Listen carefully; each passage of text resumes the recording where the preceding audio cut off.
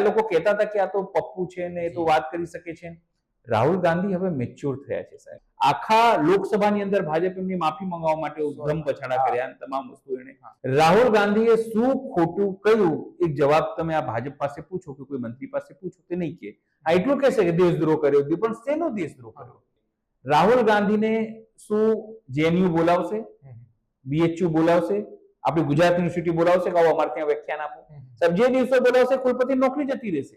ફલાણું હોઈ શકે છે, ઢીકણું હોઈ શકે છે, પાકિસ્તાનનો હાથ હોઈ શકે છે, ઢીકણાનો હાથ હોઈ શકે છે. તો અત્યાર સુધી ક્યાં રાહ જોતા હતા પથ્થરમારો થાય એટલે આપણે કરીશું? મારો સીધો સવાલ છે સાહેબ. વાહવાહી કરી શકો બીજીઓને પ્રથમ ધાર્મિક ઉન્માદ ફેલાવવાનો પ્રયત્ન થયો સાહેબ કે આપણા ઉત્સવ પર કોણ હતા? ટેણિયા હતા, નાના હતા સાહેબ. મને ખબર છે મોદી મીડિયા ભલે એ વાત કે જેમ્સ બોન્ડ છે ને પાકિસ્તાન ને ચીન એનાથી ડરે છે, તો પછી ચીનને જઈને કેમ નથી સમજાવી શકતા કે ભાઈ ડોકલામથી લઈને બધી જગ્યાએથી તમારે જમીનો હડપી રહ્યા છો, ના હડપે?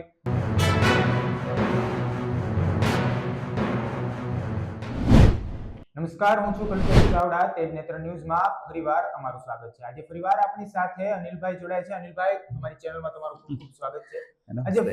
આજે ફરીવાર આપણે અનિલભાઈ સાથે આમ તો અનેક વાર કરતા જોઈએ છીએ, ત્યારે ફરીવાર આપણે અનિલભાઈ સાથે ભારતની અને દેશ વિદેશની રાજકીય ચર્ચા કરીશું. અનિલભાઈ, સૌથી પહેલા મારે તમને પૂછવું છે કે જે હાલની રાજનીતિની અંદર જે ગરમ પ્રશ્ન હોય તો તે છે રાહુલ ગાંધી. રાહુલ ગાંધી હમણાં ખાસ કરીને ચર્ચાનું કેન્દ્ર બન્યા છે. તેમણે હાલમાં જ જે અમેરિકાની યુનિવર્સિટીની મુલાકાત લીધી, ત્યાં તેમણે ડિબેટ કરી.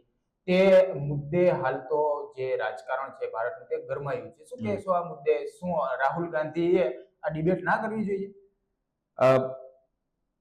રાહુલ ગાંધી તો અત્યારે વિપક્ષના નેતા છે લોકસભામાં, એ હકીકત છે. જ્યારે સામાન્ય સાંસદ હતા અને જઈને તે વિદેશમાં દેશની વાતો કરતા, અને એ વાતો ક્યાં કરતા? એ ઇન્ડિયન ડાયસ્પોરા એટલે કે જે ઇન્ડિયનો ત્યાં રહે છે એ લોકોને પોતાની વાત કરતા. પણ હવે પહેલાની જેમ નથી રહ્યું કલ્પેશ કે ત્યાં વાત કરે ને ત્રીજા દિવસે છાપામાં ત્યાં છપાય ને આપણે છાપામાં વાંચીએ. હવે આપણે ગ્લોબલ દુનિયામાં રહીએ છીએ ને એક વસ્તુ કોઈ થાય તો બીજા સેકન્ડે તમારા મોબાઈલમાં આવી જાય છે. એટલે એની ઇફેક્ટ છે. જે પ્રશ્ન તમે કીધું કે શું એ ન કરવું જોઈએ, બિલકુલ કરવું જોઈએ. એમણે શું વાત કરી છે? એમણે એ જ વાત કરી છે કે ભારતીય જે સંસ્થાઓ છે એના ઉપર અહીં એક નિશ્ચિત પાર્ટીનો કબજો છે. એમણે શું કીધું છે? એમણે કીધું છે કે અહીંયા જે એજ્યુકેશન સંસ્થાઓ છે એના ઉપર કેટલીક પાર્ટીઓનો કબજો છે, વિચારધારાનો કબજો છે. અહીં જાતિગત જનગણના જે રોજગારી હોવી જોઈએ એની એક સમસ્યા છે.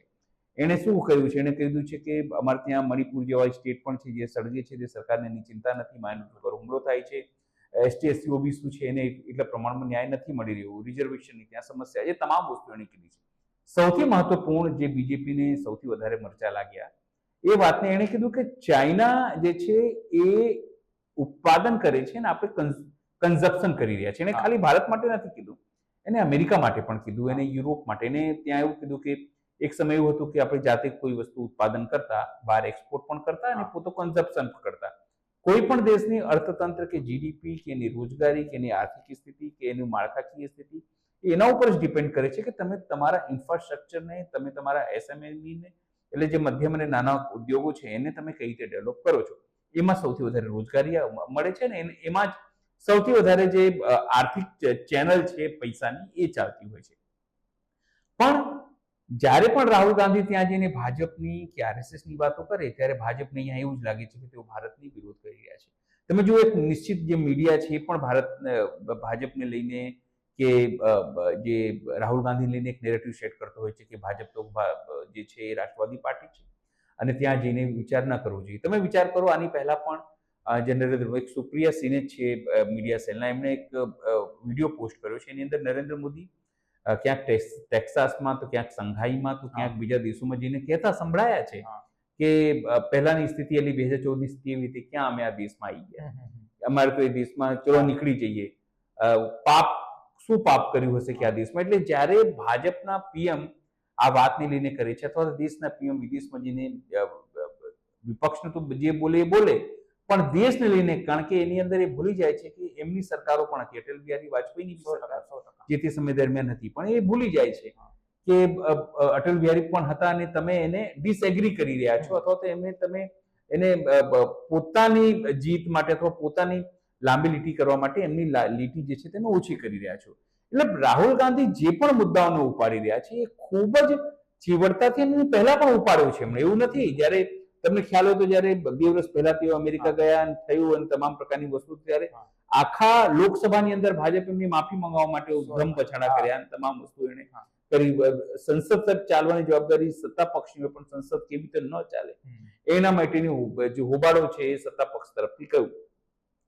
પણ રાહુલ ગાંધીએ શું ખોટું કહ્યું એક જવાબ તમે આ ભાજપ પાસે પૂછો કે કોઈ મંત્રી પાસે પૂછો તે નહીં કે.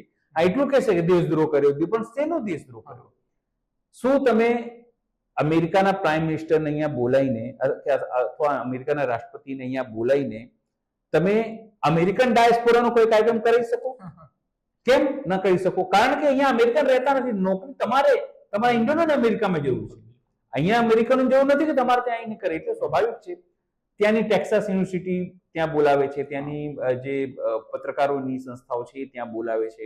રાહુલ ગાંધીને શું જેએનયુ બોલાવશે, બીએચયુ બોલાવશે, આપણી ગુજરાત યુનિવર્સિટી બોલાવશે કે આવો અમારે ત્યાં વ્યાખ્યાન આપો? સાહેબ, જે દિવસો બોલાવશે કુલપતિ નોકરી જતી રહેશે. હવે તમે નથી બોલાવતા, સ્વાભાવિક છે અમેરિકામાંથી. હા, એ વાત અલગ છે કે ત્યાં ભાઈ સામ પિત્રોડા જેવા એમની પાસે થિંક ટેન્ક છે જે ત્યાં બધું અરેન્જમેન્ટ કરે છે, અને એ થિંક ટેન્ક એટલે આખા વિશ્વમાં એનો પ્રભાવ છે. અને સામ પિત્રોડા લઈને તમે ગૂગલ પર જઈને સર્ચ કરશો કે જે ક્રાંતિ છે, સંચાર ક્રાંતિ, એમને આભાર છે, એ બધાને ખબર છે. પણ એવા વ્યક્તિને તમે ઇલેક્શન દરમિયાન શું શું નહીં કીધું, પણ એમને વખત એમને છોડવું પડ્યું, ફ્રેન્ડ જે એમનું ઓવરસીઝનું હતું આખું. પણ જે રીતે આખું ત્યાં આયોજન કર્યું છે તમે જુઓ, પહેલા ભારત જોડો યાત્રા ને પછી ભારત જોડો ન્યાય યાત્રા, એના પછી જે મેચ્યોરિટી રાહુલ ગાંધીમાં આવી છે, એવું નથી કે ત્યાં તેઓ જઈને બધા જ પ્રશ્નોના જવાબ આપી રહ્યા છે. કેટલાક પ્રશ્નો જવાબ સારી રીતે આપી રહ્યા છે, કેટલાક ઓછા તો કેટલાક ન પણ આપી રહ્યા છે, અને એવું પણ પ્રશ્નો ટાળી પણ રહ્યા છે, કારણ કે એમને ખબર છે અમારે ક્યાં બોલવું અને ક્યાં ન બોલવું. પણ ભાજપ અત્યારે, કારણ કે હવે તમે જો જ્યારથી 4 જૂન 2024માં પરિણામો આવ્યા છે, દેશની આખી જે રાજનીતિક સિનારીઓ છે એ બદલાયું છે. લોકોને અહેસાસ થયો છે કે હવે હિન્દુ મુસ્લિમથી કામ નહીં ચાલે. લોકોને અહેસાસ થઈ ગયો છે કે હવે મંદિર મસ્જિદથી કામ નહીં ચાલે, ભેંસ બળદ ગાયથી નહીં કામ ચાલે. એમને જરૂર છે કે હવે અમને રોજગારી મળે, અમને સુરક્ષા મળે, અમને શાંતિ મળે. પણ એ તમામ મુદ્દે ક્યાંક ને ક્યાંક નરેન્દ્ર મોદી અને એમની સરકાર પાછળ છે. એમના મંત્રીઓ ફેલ થઈ ગયા છે. એ તમામનો મુખ્ય આધાર, એટલે તમે જુઓ, એ મુદ્દાઓથી તમારું ધ્યાન ભટકાવવા માટે રાહુલ ગાંધી દેશદ્રોહ કરી રહ્યા છે, રાહુલ ગાંધી ફલાણા ઢીકણા. મને યાદ છે સાહેબ કે જ્યારે નરેન્દ્ર મોદી ઉભરી રહ્યા હતા ગુજરાતની રાજનીતિમાં, અને એ જ વસ્તુ નરેન્દ્ર મોદી સાથે કોંગ્રેસ કરી રહી હતી. કંઈ પણ નોંધતી હોય તો નરેન્દ્ર મોદીને વચ્ચે લઈ આવું કરવું. અત્યારે એ જ ભૂલ હું તમને કહું, ભાજપને તો હું કહીશ, તમે એ ભૂલ ના કરો. રાહુલ ગાંધી જે કરતા કરે, પણ તમને એને નેગેટિવ પબ્લિસિટી ના આપો, કારણ કે તમે એને નેગેટિવ પબ્લિસિટી આપો છો. જાણે અજાણે જે મીડિયાએ આખું ભારત જોડો યાત્રાને બાયકોટ કરી દીધું, ભારત જોડો યાત્રાને બાયકોટ કર્યું, એને પોતે એક પેરેલલ પોતાની જે સોશિયલ મીડિયા ટીમ છે એ ઊભી કરી રાહુલ ગાંધી, અને લોકો સાથે ઇન્ટરેક્ટ કર્યા. અને એક નાની નાની જે વાતો છે, એક નાની નાની ઇવેન્ટો જે છે એ પોતે જયારે એને કવર કરાવવા માંડ્યા, ત્યારે સ્વાભાવિક છે કે એનું રીચ વધવા માંડી છે. ત્યારે સોશિયલ મીડિયા ઉપર સારી રીતે ટ્રેન્ડ થાય છે રાહુલ ગાંધી, અને એ જ વાતની ખીજ અથવા કોઈક એક વાતની જે નારાજગી છે એ આવી રીતે રાહુલ ગાંધી ઉપર ફૂટી રહી છે. બિલકુલ અનિલભાઈ, જો રાહુલ ગાંધીની બીજી વાત કરવામાં આવે તો હવે રાહુલ ગાંધી જે રીતે ભાષણો કરી રહ્યા છે, જે રીતે સોશિયલ મીડિયામાં આવી રહ્યા છે, તો લોકો હવે તેને પપ્પુ નથી માનતા.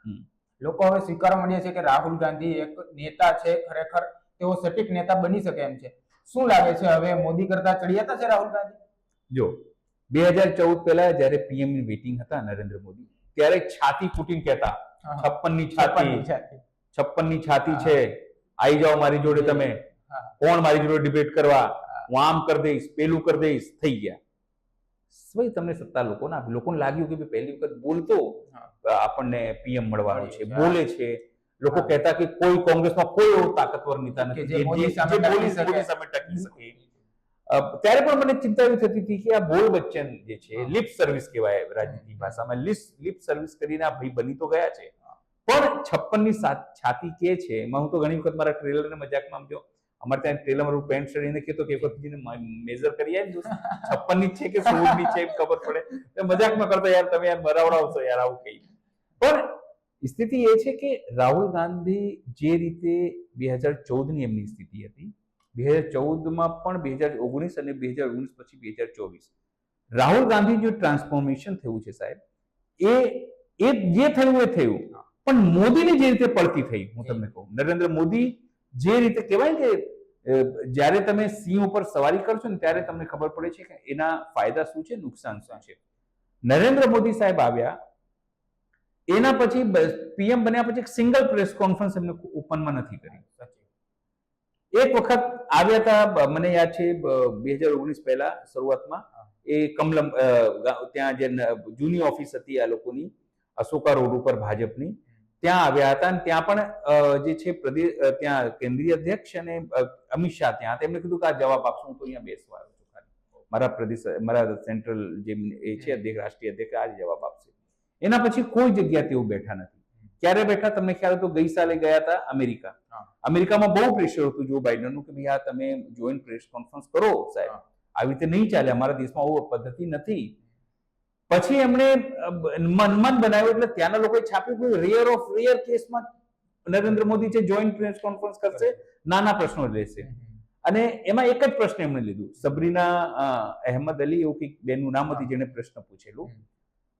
એને પૂછ્યું ભાઈ તમારે ત્યાં ડેમોક્રેસી છે તો માઇનોરિટી ઉપર આવું કેમ, ને માઇનોરિટી ઉપર કેમ તમારે ત્યાં હુમલા થઈ રહ્યા છે, તમે આ તમામ વસ્તુ, એમને લાબી લચક વાતો કરી કે ના ના અમારે ત્યાં તો તમે માનો છો તો અમારે ત્યાં તો લોકશાહી છે ને અમે મોટી લોકશાહી છીએ ને બધાને અમે સુવિધા આપીએ છીએ ને કોઈને કાસ્ટ કે લિંગ ભેદથી આપતું નથી, અમારું સેવાઓ બધાને એક્સેસિબલ છે, તમામ મોટી મોટી વાતો કરી.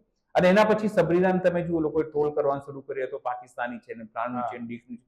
સાહેબ વ્હાઇટ હાઉસના પ્રેસ કાઉન્સિલને એને નિવેદન આપવું પડ્યું કે અમારા પત્રકાર સાથે તમે આવું કહેશો, તમે નહીં ચલાવી લેવી, સમજો. એના પછી પણ ઇન્ડિયામાં આટલી બધી વાતો થઈ કે પ્રેસ કોન્ફરન્સ કરવી જોઈએ, ઇલેક્શન આવ્યું તો સાહેબ એમને 80 થી વધારે લોકોને ઇન્ટરવ્યુ આપી દીધા.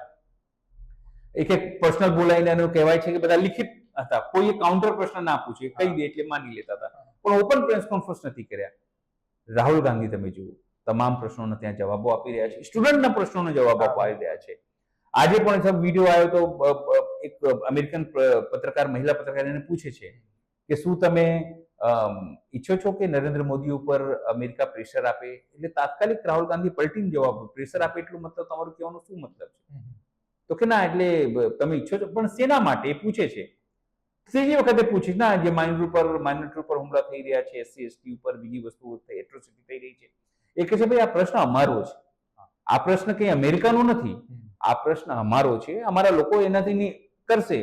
એટલે જ્યાં લોકો કહેતા હતા કે આ તો પપ્પુ છે ને એ તો વાત કરી શકે છે, રાહુલ ગાંધી હવે મેચ્યોર થયા છે સાહેબ. એ તમારે અને એ જ વાતનો ડર છે, હું તમને કહી દઉં. જે રીતે રાહુલ ગાંધી મેચ્યોરિટી, એમની લોકપ્રિયતા માત્ર અહીંયા નહીં, પહેલા તો નરેન્દ્ર મોદી જાય એટલે એમની જે આનુષંગિક સંસ્થાઓ છે RSS ની માંડીને ત્યાં ફ્રેન્ડ્સ ઓફ બીજેપી, એ આખો માહોલ બનાવતી, ઢોલ નગારાના તે, પછી મોદી ત્યાં થાય. અને ગઈ વખતે ગયા ત્યારે અબકી બાર ટ્રમ્પ કી સરકાર કહીને આવ્યા અને પછી ત્યાં ટ્રમ્પ હારી ગયા અને પછી ટ્રમ્પે જે કર્યું બધાને ખબર છે, કબજો કરવાનો પ્રયત્ન કરવાની બધી વસ્તુ થઈ. પછી આ વખતે ફરી ત્યાં ચૂંટણી છે, તમે સમજો તો શું હવે રાહુલ ગાંધી ત્યાં જઈને એવું કે કમલા હેરિસનને વોટ આપો? કારણ કે કમલા હેરિસન તો સાહેબ ત્યાં ઇન્ડિયા મૂળની છે, તમે સમજો, એ કહી શકે એમ, ભારતીયો ખુશ થવા જોઈએ એમ. તો શું ફરી નરેન્દ્ર મોદી થોડા દિવસોમાં જવાના છે તો ત્યાં જઈને ફરી એ કહેશે કે અબકી બાર ટ્રમ્પ કી સરકાર? નહીં કહી શકે, કારણ કે એ વિદેશ નીતિની વાત છે. ને રાહુલ ગાંધીજી અત્યારે ત્યાં લોકપ્રિયતાના માપદંડો અથવા તો એમની જે લોકપ્રિયતા, એક એક વાતને લઈને જે તે આન્સર ત્યાં કરી રહ્યા છે, એમને ખબર છે કે LOP છે, એમને એ વાતનો પણ અહેસાસ છે કે કોઈ બીજો દેશ જે છે નહીં આવી શકે અમારી મદદ કરવા માટે. અમારી સમસ્યા છે, દેશની સમસ્યા છે. અને ઇન્ડિયન ડાયસ્પોરા એટલે કે જે મૂળ ભારતીયો ત્યાં છે, એમને કઈ પાર્ટી કેવી રીતે અમે કામ કરી રહ્યા છે, શું જરૂરી છે દેશ માટે, આર્થિક નીતિઓ સુદૃઢ નહીં હોય તો ભારત કેવી રીતે ગ્રો કરશે, એ બધાની ચિંતા તેમણે ત્યાં વ્યક્ત કરી છે. એમને કોઈ દેશનો જે રીતે આરોપ લગાવે છે, એટલે ચડિયાતાની વાત હું તમને કહું, છેલ્લા 2-3 મહિના કે 4 મહિનામાં જે રીતે રાહુલ ગાંધીનું ગ્રાફ સાહેબ વર્લ્ડ લેવલે એક્સેપ્ટેન્શન એમની વધી છે, એમની સ્વીકાર્યતા વધી છે લોકોને હવે. કારણ કે જો તમારી પાસે એક જ મીઠાઈ હોય તો તમે એને શું કહો, સારી કે ખરાબ, નક્કી ના કરી શકો. તમારે બીજી મીઠાઈ મૂકવી પડે એની કમ્પેરમાં કે આ સારી કે આ ખરાબ.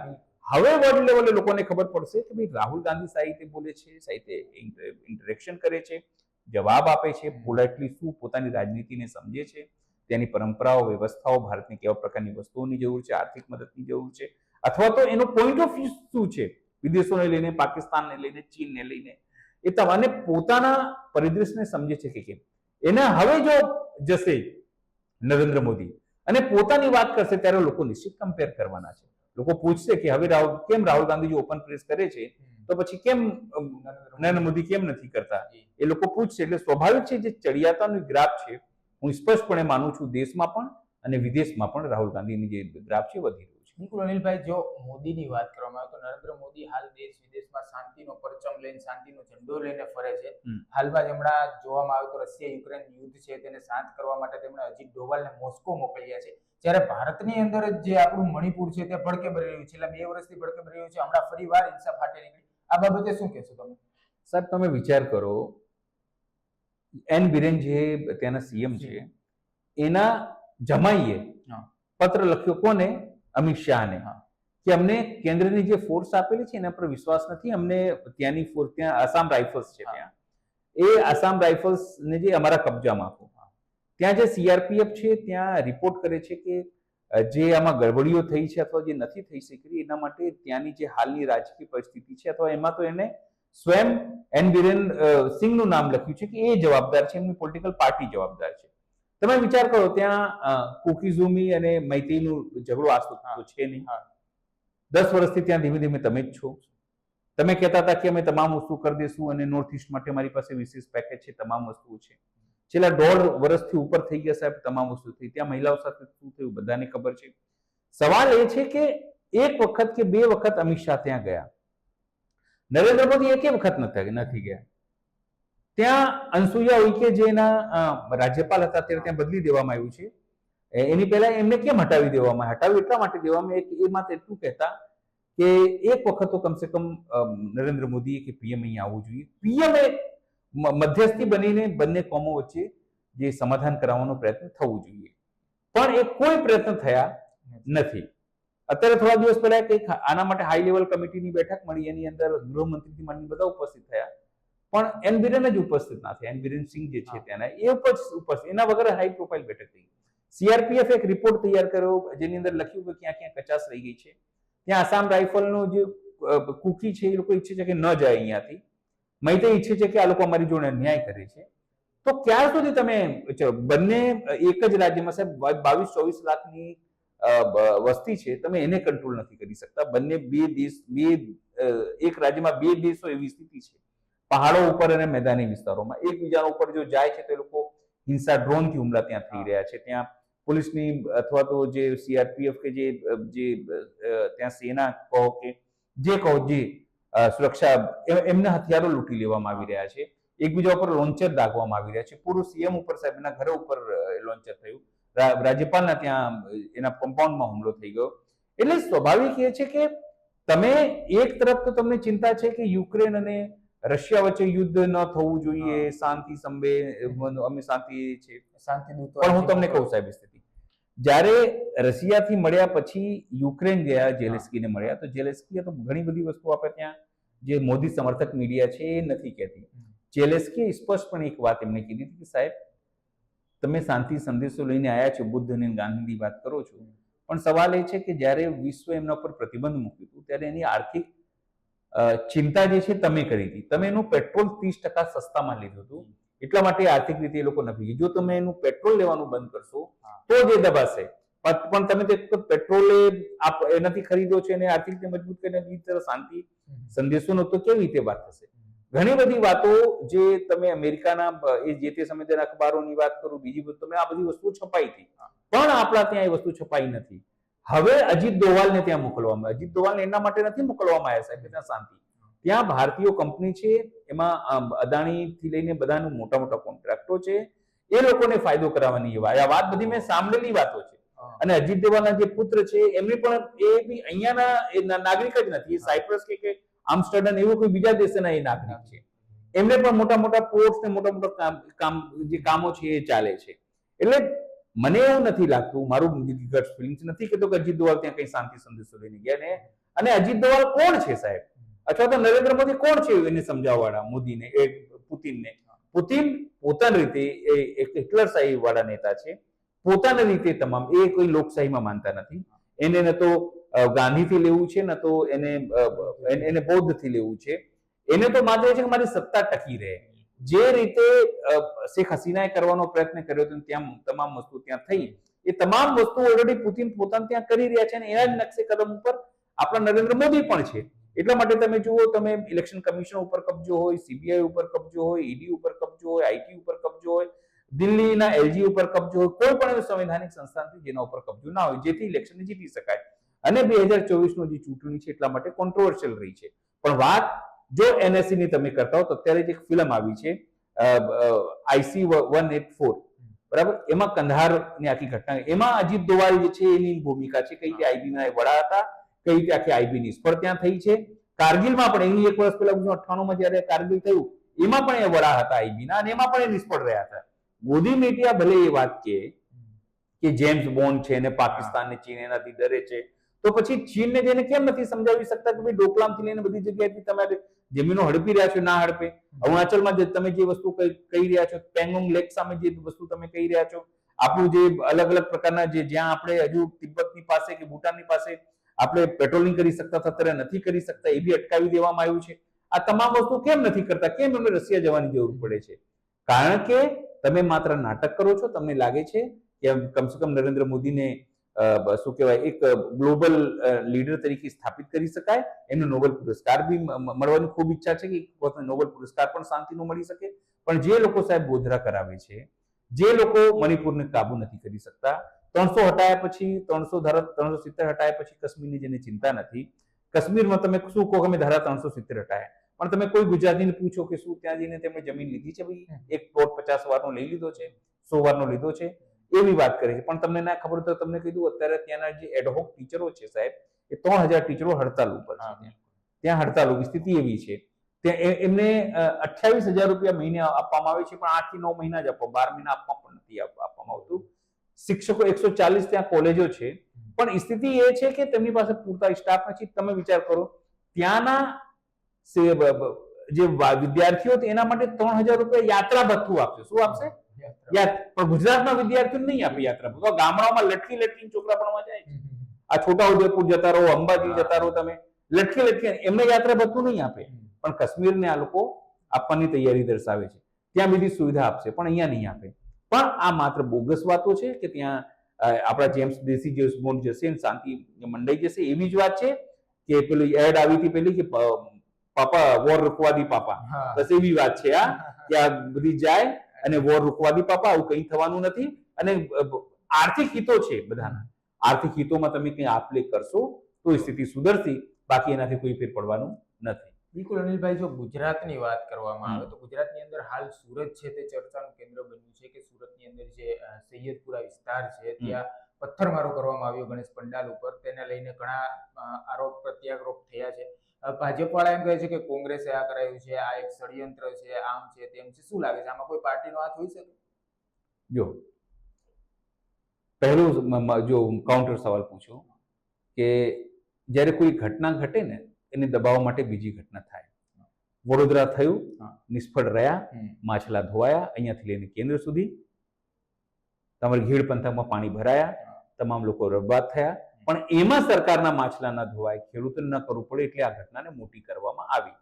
કેમ કહું છું? આખી ઘટના જે મેં સમજીને જાણી, આખી રાત સાહેબ હું હતો, આખી રાત જાગતો રહ્યો હતો. નાના કેટલાક બાળકોનો પથ્થર મારો, એના પછી કેટલાક નિશ્ચિત લોકો ત્યાંથી જાય છે અને પોલીસ સ્ટેશનનો ઘેરાવ કરે છે. એના પછી હું તો કોઈ પોલીસની મદદથી ત્યાં એને તોડફોડ થાય છે. પોલીસ સાહેબ ઘરમાં ઘૂસીને તોડીને બધાને બહાર લાવે છે, બધાને ઘરમાં લાવે છે. શું આ સીઆરપીસી ના હેઠળ હતું? પોલીસ પ્રોસિજર પ્રમાણે આ છે તો નહીં. એક વ્યક્તિ આવે છે અને સુલતાનની જેમ કહે છે કે સવાર સુધી બધાને અમે પકડી લઈશું. સુલતાનની જેમ છે, હા, સુરતના સુલતાનની જેમ આવીને કહે છે કે હું બધાને પકડી લઈશ સવાર સુધી, કેટલાક લોકોને પકડી લેવામાં. સાહેબ કોર્ટમાં કેટલું સાબિત થાય છે તો પછીની ખબર પડશે. બીજા દિવસે સાહેબ બુલડોઝર કરી દેવામાં, હટાવી દેવામાં આવે છે. ત્યારે ખબર પડે છે કે જે કેટલાક જે ત્યાં સેટ હતા ને લઘુમતી મોરચાના ત્યાં વ્યક્તિ ના હતા. ભાજપ લઘુમતી મોરચાના, એનો ભાઈ એનું ભાડું વસૂલ કરતો. સમજો. હવે અલગ અલગ થિયરી આવે છે. શું એ બાળકોને કોઈ શીખવાડ્યું હતું? શું એ બાળકોને અહીંયાના મદરસાઓમાં ભણાવવામાં આવી રહ્યા હતા? આવા અલગ પ્રકારના થિયરી. કોંગ્રેસ એમાં આવી હતી, ફલાણું ઢીકણું. સાહેબ 30 વર્ષથી કોણ છે સરકાર? કોઈ તમે કઈ સરકાર? જો આ બધું થતું હતું, તૈયારી થતી, તો તમારી ઇન્ટેલિજન્સ ક્યાં હતી? શું કરતી હતી એ શું સવાલ થાય ને? 100% સવાલ થાય. શું એ કમાટીપુરામાં ગઈ હતી તમારી ઇન્ટેલિજન્સ? કમાટીપુરામાં ત્યાં જઈને મજા કરતી હતી? ક્યાં ગઈ હતી તમારી ઇન્ટેલિજન્સ, તમારી પોલીસ? જે અત્યારે શોધે છે કે આમાં કોન્સ્પિરસી થિયરી હોઈ શકે છે, ફલાણું હોઈ શકે છે, ઢીકણું હોઈ શકે છે, પાકિસ્તાનનો હાથ હોઈ શકે છે, ઢીકણાનો હાથ હોઈ શકે છે, તો અત્યાર સુધી ક્યાં રાહ જોતા હતા પથ્થરમારો થાય એટલે આપણે કરીશું? મારો સીધો સવાલ છે સાહેબ. વાહવાહી કરી શકો બીજીઓને પ્રથમ ધાર્મિક ઉન્માદ ફેલાવવાનો પ્રયત્ન થયો સાહેબ કે આપણા ઉત્સવ પર કોણ હતા? ટેણિયા હતા, નાના હતા સાહેબ, મને ખબર છે. નાના ટેણિયાઓને પોલીસે પકડ્યા, પછી કે એનું કોઈ શીખવાડીને ફેંક્યું હશે. આ થિયરી છે સાહેબ. જયારે કોર્ટમાં તમે આવજો તો આ કોર્ટમાં એક પણ નહીં ટીકો, ઉપરથી પોલીસને ઠપકો સાંભળવો પડશે. જે રીતે આમાં પોલીસનું આખું જે કિરદાર રહ્યું છે પોલીસનું, પોલીસે તો કમસે કમ પોલીસનું કાયદાનું કામ નથી કર્યું સાહેબ આ ઘટનામાં. અનુપમસિંહ ગેહલોતને કઠેડામાં ઉભા રહેવું પડશે સાહેબ, હું તમને વ્યક્તિગત રીતે કહું છું. હા, દોષી હોય પકડો, તમે કરી ઉપર કાર્યવાહી કરો. સ્વાભાવિક છે કે આનાથી બે ધર્મો પ્રત્યે વધારે પડતું થયું છે, પણ સવાલ એ છે કે તમે આવી રીતે ઘરમાં તોડીને લોકોને ઘૂસી જાઓ. એમના ઘરના બૈરાઓ હોય, એમના ઘરમાં મહિલાઓ હોય, અને કેટલાક લોકો ખુશ થાય કે જોયું અબ્દુલની ચૂંટણી ટાઈટ થઈ છે. શું કે? પણ સાહેબ આર્યન મિશ્રાનું નામ તમે સાંભળ્યું હશે. આર્યન મિશ્રા ગૌરક્ષકોએ એને ગોળી મારી દીધી મુસ્લિમોના ચક્કરમાં. તો આજે જો તમે ખુશ થતા હો કે અબ્દુલની ચૂંટણી ટાઈટ થઈ છે, તો આર્યનની જેમ તમારું હાલત પણ થશે. આ પોલીસ છે, યાદ રાખજો. પોલીસ કોઈનું થતી નથી. પોલીસને લાગશે કે એના અધિકારો ઉપર તરાપ છે. તમે ખાલી કોઈ પોલીસ કોન્સ્ટેબલને પૂછી જો, તારી નેમ પ્લેટ ક્યાં? એ ગાળા ગળો ઉપર મારામારી ઉપર આવી જશે. આપણે એવું નથી કહેતા બધા પોલીસ એવા છે, પણ આપણા કરતા ત્યાં એડવોકેટ મેહુલ બોગરા છે સુરતમાં, પૂછજો કઈ રીતે એને માર પડે છે, કઈ રીતે જયારે પૂછે છે ત્યારે શું થાય છે. પણ આપણે એ બધામાં નથી પડવું. સવાલ એ છે કે 30 વર્ષથી અહીંયા બીજેપીની સરકાર, કોર્પોરેશન તમારું, સરપંચ તમારો, કોર્પોરેટર તમારા, મેયર તમારો, મંત્રી ત્યાં બે મોટા મંત્રી, કેન્દ્રીય મંત્રી, રાજ્ય કક્ષાનો મંત્રી, પોલીસ તમારી, રાજ્યમાં તમે, ઇન્ટેલિજન્સ તમારું. તો પછી આ ષડયંત્ર તમને કેમ ખબર ન પડી? સવાલ એ છે ને. એનું મતલબ કે તમારું જે તંત્ર છે આઈબીનું નિષ્ફળ છે. બધાને તો ઘર ભેગા કરી દેવા જોઈએ. એ નિષ્ફળ છે તો આપણો ગૃહ રાજ્યમંત્રી નિષ્ફળ છે, એને ઘર ભેગા કરી દેવા જોઈએ. જો આને હું સીધી ભાષામાં રંડાયા પછીનું ડાપણ, બીજી ભાષામાં કહીએ તો, થઈ ગયા પછી અમે આને પકડી લીધું ને આને પકડી લીધું ને અમે આખી રાત જાગીશું, કોઈને છોડીશું નહીં.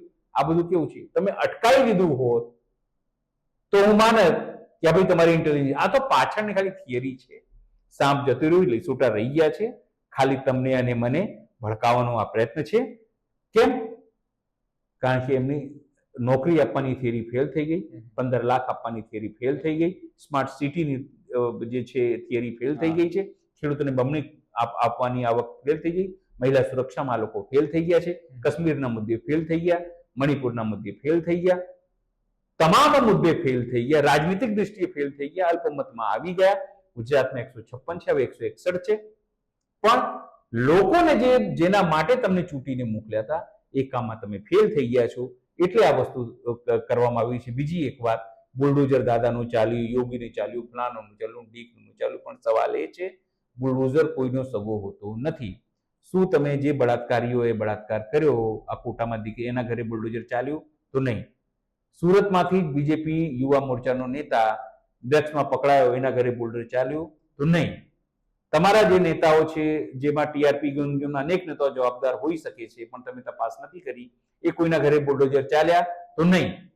તમારા અનેક પ્રકારના જે નેતાઓ હતા, જે અનેક ભ્રષ્ટાચારમાંથી પકડાય છે, એના ઉપર કેસો ચાલે છે, શું એમના ઘરે ચાલે છે? તો નહીં. વારાણસીમાં એક દીકરી જોડે બીએચયુની બળાત્કાર કર્યું, એ તમામ એમાંથી 2 લોકો છૂટી ગયા, તે કે જામીન મળી ગયા, એમના ઘરે બુલડોઝર ચાલ્યું? તો નહીં.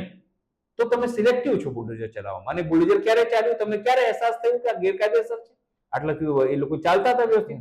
એનું મતલબ કે તમારા લોકલ લેવલે સ્થળો છે, તમે ભ્રષ્ટાચારથી પૈસા ચાલતા હતા, અચાનક તમને લાગ્યું કે ના આપણે કંઈક કરવું છે, તો તમે આ નાટક કરો છો દેખાડવા માટે, ફોટો પણ ચૂંટી.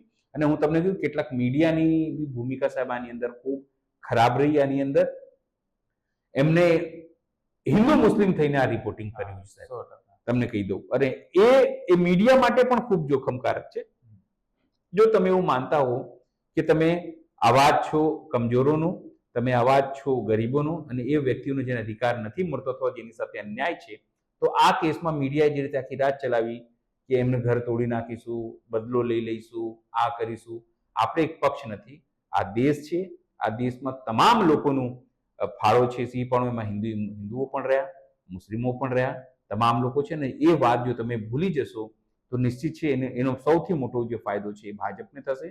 તમારા શિક્ષણ મજબૂત થશે, મોંઘું થશે તો તમે નહીં કહી શકો, કારણ કે તમને લાગે છે કે આ અબ્દુલની ચોરી ટાઈટ કરે છે આ પાર્ટી, એટલે આપણે એની જોડે રહેવું જોઈએ. તો કાલે તમારી પણ ચોરી ટાઈટ થશે. એટલે હું એટલું જ કહીશ કે 30 વર્ષથી આ ભાજપની નિષ્ફળતા છે, કે એ પહેલાથી ના ખબર પડી અને આ તમામ વસ્તુઓ કરવી પડી. અને એમાં સૌથી વધારે હું કહીશ કે આપણા શ્રી 1008 બુલકણા અને 8મું પાસ આપણા ગૃહ રાજ્યમંત્રી છે, એમની જવાબદારી છે. એમને તો રાજીનામું આપવું જોઈએ, પણ વારંવાર તેઓ નિષ્ફળ સાબિત થયા છે આ ઘટનામાં. છતાં ભાજપમાં તમે જુઓ, ટેની મિશ્રા, અજય મિશ્રા, જેના બાપાએ જેના દીકરાએ મારી એનું કોઈ રિઝાઇન આપ્યું તો ના. અમિતભાઈનું રિઝાઇન કોઈ માંગે છે? ના. કેમ? ગૃહમંત્રી હોવા છતાં બધી જગ્યાએ ફેલ. શિક્ષણ મંત્રી પેપર લીક માંગે છે? ના. રેલવે મંત્રી? ના. કોમર્સ મિનિસ્ટ્રી, કારણ કે આવક જાવક વધી ગઈ આપણી ત્યાં? નહીં. આપણા વિત્ત મંત્રી? ના. બધા નિષ્ફળ લોકોને આપણે રાખીશું. કેમ? કારણ કે એ સારા નથી, અમારા છે, એટલે અમે રાખીશું. ભલે અમારે બળાત્કારનો કેસ ચાલતો હોય, ભલે લૂંટનો કેસ ચાલતો હોય, ભલે કિડનેપિંગનો કેસ ચાલતો હોય. હું તો એટલું જ કહીશ કે લોકોએ હજુ પણ સમજી જવાની જરૂર છે. હિન્દુ મુસ્લિમની ચક્કર કરવા કરતા મોંઘવારી ઉપર એને ધ્યાન આપવાની જરૂર છે. એમના છોકરાને નોકરી મળે છે કે કેમ, પેપર લીક નહીં થઈ જતું, એના ઉપર ધ્યાન રાખવાની જરૂર છે. એમને ધ્યાન રાખવાની જરૂર છે કે એમની શિક્ષણ કેટલું મોંઘું થઈ રહ્યું છે. એમને ધ્યાન રાખવાની જરૂર છે ખેડૂતની આવક વધી કે નહીં, મહિલાઓ સુરક્ષિત છે કે નહીં. એ તમામમાં જે ધ્યાન રાખવાની જરૂર છે, એ ધ્યાન રાખવાની જરૂર નથી કે હિન્દુ શું ખાય છે કે મુસ્લિમ શું ખાય છે. કારણ કે કાયદો અને વ્યવસ્થા સંભાળવાની જવાબદારી છે રાજ્ય સરકારની છે. અને જો કોઈ જગ્યા હુલ્લડ થાય અને કોઈ આવો પથ્થરમારો થાય છે, તેની નિષ્ફળતા પણ રાજ્ય સરકારની છે. બિલકુલ અનિલભાઈ, સમય મર્યાદાને ધ્યાનમાં રાખીને આ ચર્ચાને અહીંયા જ વિરામ આપીએ છીએ. તમે અમારી સાથે જોડાયા બદલ આપનો ખૂબ ખૂબ આભાર. આપણે દર્શક મિત્રો આવા જ અનેક રાજકીય ચર્ચા અને રાજકીય વિષયો પર ચર્ચા કરતા રહીશું. જો આ જ પ્રકારના તમને અહેવાલો પસંદ આવતા હોય તો અમારી ચેનલ સાથે જોડાયેલા રહેજો.